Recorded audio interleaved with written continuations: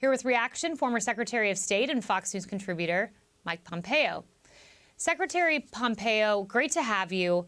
The language of the Biden administration appears to have changed. Biden was asked, are you close to a deal on the hostages? He said, quote, I believe so, with his fingers crossed. John Kirby, his spokesperson, said, we're closer than ever. This is different than what we heard previously, which is, look, we're not going to negotiate on hostages from the podium. Why the change in language? Okay, that's great to be with you.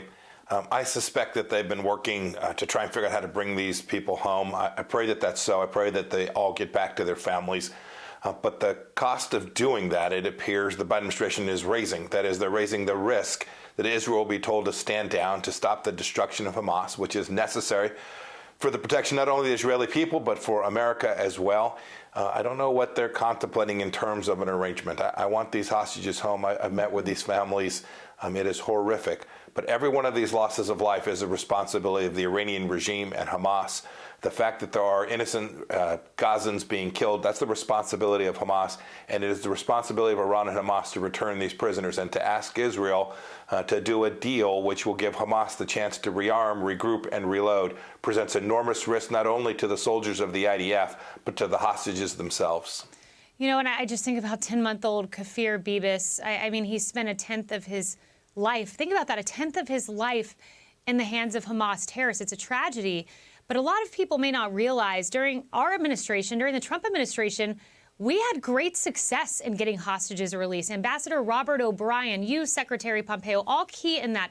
What made the Trump administration so successful that adversary said, yes, it is time to release an American?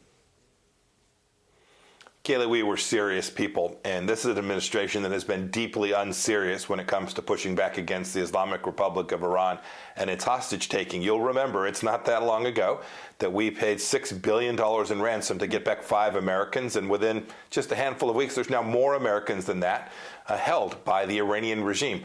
When you are unserious, the bad guys perceive that they can move about the cabin freely, they can take Americans, they can fire over 4 dozen attacks on American soldiers, sailors, airmen, Marines in the Middle East. They can do these things with impunity because the administration hasn't demonstrated a credible deterrent threat. That's the fundamental difference. When you are serious, nations will return those that they have wrongly held.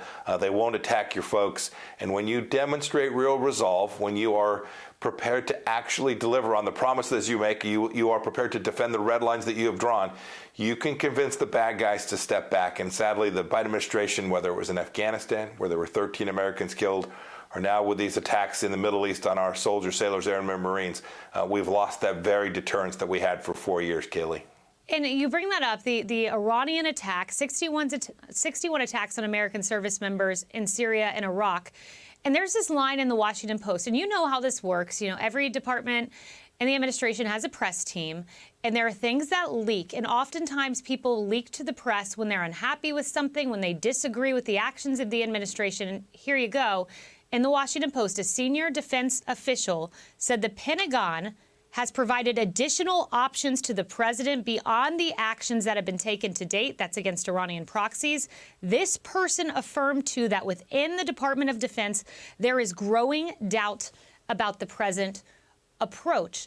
Is this members of the Pentagon unhappy with President Biden and the weakness he's taking? Because they're giving him other options. He has other options.